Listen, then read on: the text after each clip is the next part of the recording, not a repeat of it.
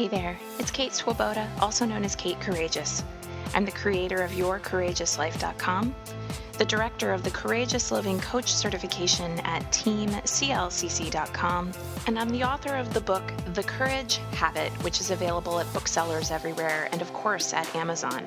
And as you might have guessed, I'm the host of this podcast, the Your Courageous Life podcast. We're going to talk about going after what you want and living a more courageous, emotionally resilient life. I might drop a couple of F-bombs, so don't listen with your kids in the back seat. And here we go. So I had a thing, and the thing was this. There's a story, people. Here it is. So several years ago, a long time ago, since I am both an internet dinosaur and a self-help dinosaur. It's kind of funny to think about. I've been doing this whole self-helpy thing since 2006, which is kind of a long time on the internet. I was just in this mode ages ago where it was like my critic was driving me crazy. I would do my best to ignore it, kind of like stick my fingers in my ears and la la la, I can't hear you, and just pretend that I didn't hear it, I'm not listening to you, stuff like that. And then I would also try to placate it. This is like perfectionism mode, right? If I could just do life right, my critic wouldn't come up. That's kind of how I felt about it. And yet, my critic would come up. Probably sounds really familiar, right? Your critic comes up too, I would imagine. And at the time, I was doing some pretty intensive coaching, weekly sessions with my coach, Matthew Marzell, and I had this day where I wanted to do something or other, and my critic popped up with how I couldn't or shouldn't or wouldn't be enough or, something like that. And that day, instead of avoiding or pleasing, placating my critic, I got angry. And so I attacked it, and I told it to shut the fuck up. And there was like this silence after I did that. And in that silence, I kind of went, well, there we go. Now we're getting somewhere, aren't we, Kate? And I was just, yeah, we got this. I know how to deal with my critic now. I need to tell it to shut the fuck up. I'm the one who's the boss. I'm the one who's going to say how this ship is steering. I'm going to, whatever metaphor you want to use. I felt very empowered in that moment. And I began, thinking, this is it. I've found the Holy Grail. And the critic popped back in a little bit later, and I shut the fuck up and told it to go away. And of course, I'm also laughing at myself telling all of you this story because in what other context is it really socially acceptable to tell thousands of people around the world that you talk to yourself in your head? No other circumstance I'm aware of. But yes, we all do it, frankly. We all have critics, and we all do things with those critics, whether we avoid them, placate them, or attack them, as I was. Well, I was doing weekly coaching around this time, as I was experiencing this newfound power around my critic, or what I thought anyway. And I went to a coaching session with my coach, Matthew Marzell, and I was like, hey, Matthew, here's the thing. I have figured this shit out. This is what I need to do. I am the boss of me, and I tell him the whole story about how I wanted to do something, and I just said to that critic, dropped a couple F-bombs, and I'm sitting here, classic perfectionist, by the way, thinking I'm going to tell my coach this story, and I'm going to get my gold star. Like, how great is this to get the gold star of self-help when you go in for your coaching session? And when I told him what I'd said, he had this very interesting response. He goes, ouch. And I'm kind of thrown by this, right? Because, of course, I'm expecting that I'm going to be like, Little Miss Awesome Sauce here today, coming in and taking charge. And he began to explain to me that, certainly he's very like, you're always in choice. He would never expect me to necessarily get on board with what he does because he does it. But he explained that the paradigm he operates from is that the critic is a wound, and that abusing any part of ourselves just means we perpetuate and practice abusive behaviors. And then we spent a little time talking about where I learned to talk like that to my critic, because really, if I thought about it, it wasn't the first time. Usually it wasn't an F-bomb from me, but it was this kind of like, I'd tell it to shut up and go away, you know? And it was this really big opening for me of realizing that the entire way that our society has oriented itself around how to deal with the critic is really dysfunctional. I mean, we all know that binaries are inherently dehumanizing, right? Like taking someone and making them all good or all bad, right versus wrong, leaving no room for nuance, no room for shades of gray is not very helpful.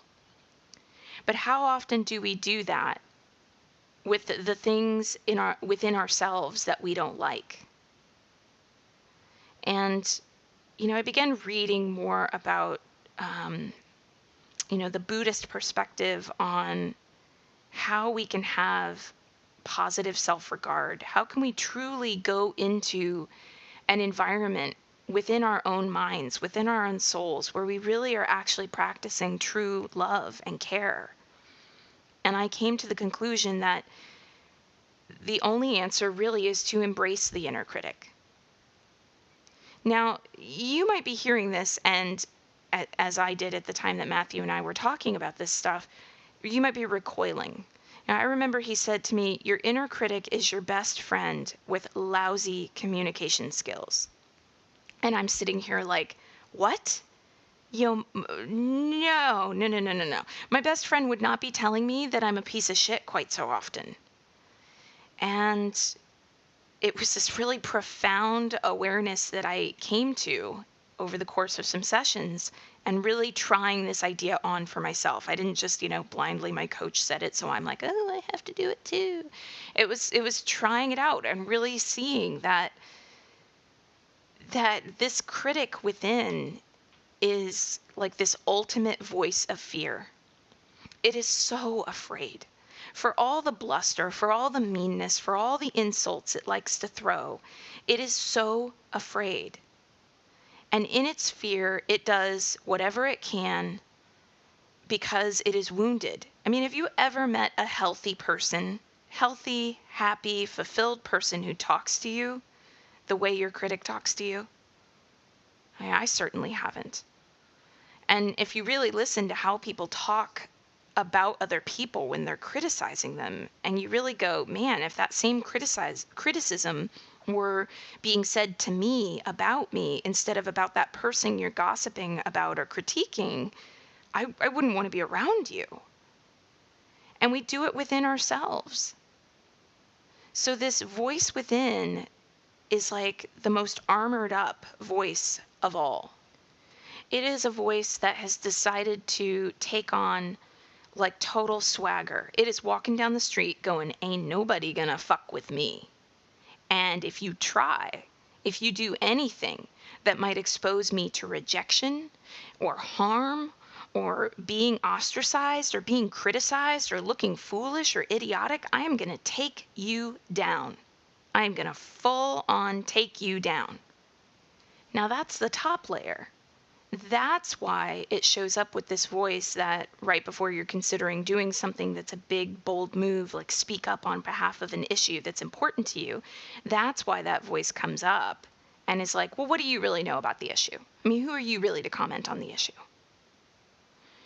That voice is interested in self-preservation at all costs, including the cost of keeping you small. So, what do you want to do? Do you want to live your life playing small? No, of course you don't. That's why you're listening to this podcast. That's why you're thinking about, how do I live a more courageous life? Well, that voice of the critic is at the heart of how we live with more courage. We cannot love ourselves selectively. If you have this idea in mind that the life you want to live is one where you're fulfilled, happy, excited, joyful, out there in the world, following your dreams, creating your dreams, connecting with big-hearted people, really doing something that makes the world a better place at the same time that it brings you joy. How you deal with your internalized critic is going to say a lot about how far you get. And most of us limit ourselves by finding strategies for dealing with the critic that are all about ignoring it, placating it, or attacking it. And those strategies will only get you so far. They are short-term solutions to what is ultimately a longer-term problem. Because if you want to unconditionally love yourself, you cannot do it selectively. It is impossible to say, I want to love and accept myself for who I am. Oh, except this part over here, that's the critic. That can go shut the fuck up. It doesn't work that way, people. It doesn't work that way.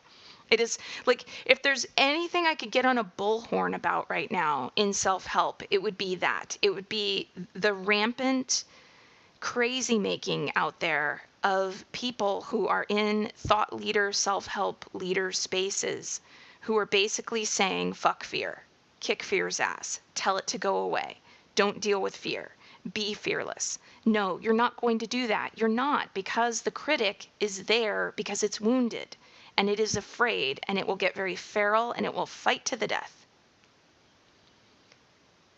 So if this instance, or this idea, I guess I should say, has piqued your curiosity at all, if perhaps you've thought to yourself, hey, wait a minute, it hasn't ever worked for me to avoid my critic.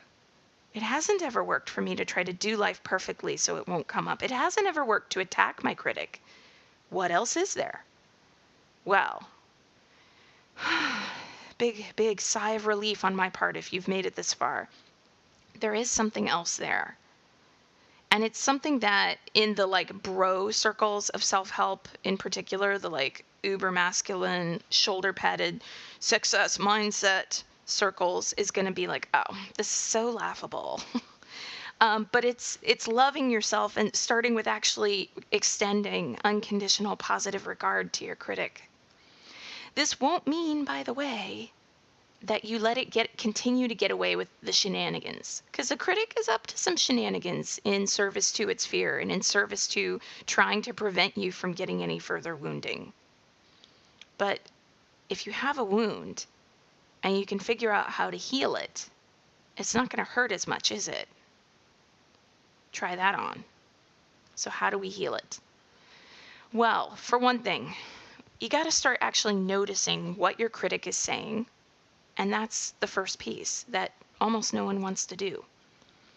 So this means really listening without attachment. I've talked about that in a couple other Your Courageous Life episodes, and I talk about it in great detail in my book, The Courage Habit. But listening without attachment, listening without going into this space of thinking that what the fear is telling you is automatically true. Most of us have a lot of habits that are ingrained around avoiding our critic or placating our critic, or if we dare to listen to the critic, attacking it immediately. So we've first got to stop doing those things and be willing to simply listen. There's a very specific way that I like to listen to my own particular critic when the fear is really kicking up. And this is the method that I would suggest for you as you're getting started with all this. You sit down with a piece of paper. I like to have, a 8.5 by 11 sheet of paper, regular sheet of paper, but turned horizontally with two different sides. And what I like to do is on the left side, I like to put what it is my critic is actually saying.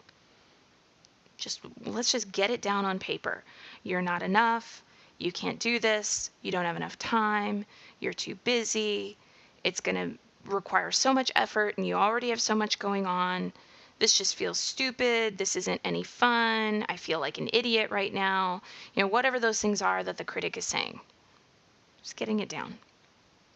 And then on the right side of the paper, reframing how I'm going to respond to that critical voice. So if it's I'm not enough, then it's a reframe that's something along the lines of I'm doing the best I can. It's worth it to me to try. If it's you're too busy, you don't have enough time as it is, how are you going to fit something else in? It can be, it feels very overwhelming to be so busy. I'm willing to look at my time and see how I can fit this in. Maybe there's something I need to say no to. So it's really just like as simple as getting both of those down on a sheet of paper side by side.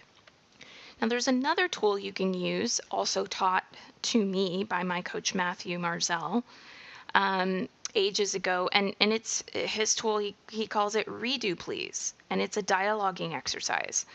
And as a dialoguing exercise, the way Redo Please works is your critic says something like, you're too busy already. How can you even think of taking on something else? Pause, breathe, and I say to my critic, Redo please. I'm open to hearing whatever it is you have to say, but it has to be phrased respectfully. Redo please. And, I'm a no bullshit kind of person, okay? Especially when I first started doing this, when Matthew would suggest that I did exercises like this, my response would be something like, well, are you kidding me? Like, really? I'm going to sit here, like, I'm going to, like, talk to my critic? This is so ridiculous. And, he might have pointed out that some people might say it's ridiculous to keep doing the same old things and getting the same old results for decades of your life. Always with a smile, Matthew, always with a smile. And he's right. I mean, yeah, it feels ridiculous to be dialoguing with the critic at first. Of course it does. It is ridiculous. Let's just admit it, right? Let's just laugh about it right here, right now. It is completely ridiculous. And it's very effective. It's got to become a habit, though. You can't do it once and then expect, immediate results. It's got to be consistent. And especially when I first started, a major deterrent to me using Redo Please was that I would do something like, you're not enough, my critic would say, and I go, well, I'm going to do the best I can. And then my critic would shoot back with, well, your best is certainly not going to be great. And so it's like, okay, Redo Please. I'm open to hearing what you have to say, but it has to be phrased respectfully. And then my critic would be something like, oh, you're going to use this Redo Please tool. Nice. Sure. Okay. So do your best with that, Kate. So my critic was very practiced at how to sort of outmaneuver the tool even. But nonetheless, the tool needed to be used. And I would go to my coach Matthew at first and I'd say, it's not working. And he would say, well, how long have you been doing it? And I'd be going, well, a couple months. And he'd go, well, how long have you been talking to yourself through the voice of the critic in a way that isn't respectful? And I'm like, oh, I don't know, a couple decades. Well, there you go. And then sometimes I'd say, I've been using this tool, it's not working. And he'd go, how often have you used it? And I go, well, I used it last week. You using it every day? Well, maybe once a day. Well, how often is your critic kicking up and saying that, something's wrong, something's not right? Well, all the time, throughout the day. Well, are you using it each time? No, I'm not. Well, there you go, people, right? That's how this happens. That's how it is. In essence, I think where we each have to individually arrive if we are going to be willing to embrace the inner critic is this. 1, you got to recognize that it's a wound. 2, you got to recognize that trying to beat up on a wound does not heal the wound. 3, you got to recognize that some consistent work is needed. And consistent does not mean once a week. Consistent does not even necessarily mean once a day if more than once a day is what's required. Consistent means more often than not, when you need it, you do it. New definition of consistency there. More often than not, when you need it, you do it. And you really also got to be committed to this idea that the unconditional love that you give to the critic is going to be worth it in the long haul of what it is that you're able to change in your life. If you continue to practice abuse with your critic, you are reinforcing patterns of abuse, self-abuse. And if you continue to reinforce patterns of self-abuse, I'm very sorry to be the one to tell you this, but you are becoming the abuser. People who run become runners. People who cook become cooks. People who write become writers. People who consistently abuse become abusers. They become abusive. And we do not heal abuse with more abuse. We do not heal abuse by telling our critics to shut the fuck up, go away, sit down, I don't care about you. And a great litmus test for whether or not you are giving yourself the kind of love that you would hope to give yourself is this. Would you treat a small child this way? I mean, we can go, would you treat anyone this way? But there are a lot of us who treat other adults in our lives the way we treat our critics. We avoid the uncomfortable adults in our lives, or we try to endlessly placate the uncomfortable adults in our lives, or we attack the uncomfortable adults in our lives. But how about we go to a small child? If you had a little toddler that was crying and throwing a fit because it had a really limited emotional range, would you shut it in a closet and ignore it? I hope not, because that's called child abuse. Would you endlessly placate it? Well, I hope not, because that doesn't teach that child any skills for resilience as it moves into the world. Would you attack it? Well, again, I hope not, because that's called child abuse.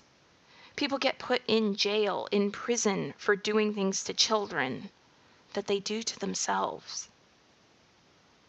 It is crazy making to expect that we are going to heal ourselves, that we are going to create happiness for ourselves by either avoiding the parts of ourselves that are less developed, placating those parts, or certainly attacking those parts. We all deserve something better. You deserve something better. Here's how you start. You decide right here and right now that you will no longer ignore, avoid, please, placate, or attack your own internalized critic. You make a commitment that every time you feel afraid, feel that fear, that worry, that anxiety in your body, you will sit down with a piece of paper and you will listen without attachment to what the critic says. You will write down what the critic is saying, and then you will reframe it in a better direction. And you will redo please every time the critic is not kind to you. In learning how to do this for yourself, you will find that you have an easier time with others as well, by the way. And in learning how to do this for yourself, you will be giving yourself an incomparable gift. You will be giving yourself the truest self-love that exists. Here's to you embracing your inner critic.